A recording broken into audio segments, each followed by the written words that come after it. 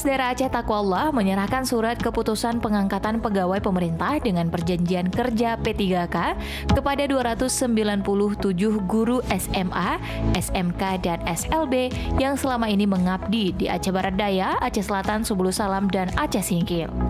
Dalam arahannya usai pembagian SK, Sekda menyemangati para ASN P3K untuk bersyukur dan semakin semangat dalam mengabdikan diri guna mencerdaskan generasi masa depan Aceh dan Indonesia.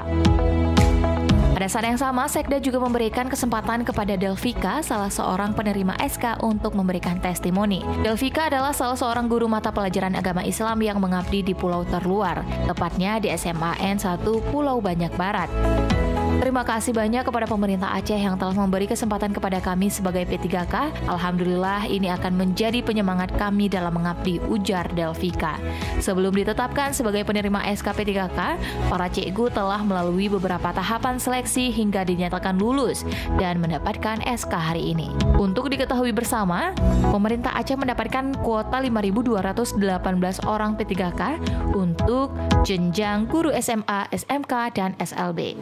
Selanjutnya, Sekda dan rombongan bertolak ke Kabupaten Nagan Raya untuk menyerahkan SK P3K kepada sebanyak 133 ASN yang selama ini mengabdi di SMA, SMK, dan SLB di Nagan Raya dan Aceh Barat.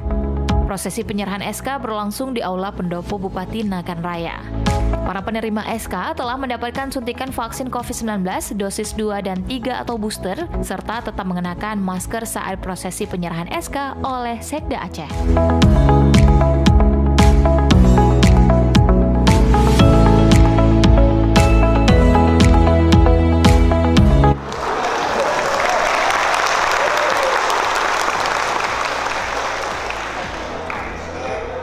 Assalamualaikum warahmatullahi wabarakatuh.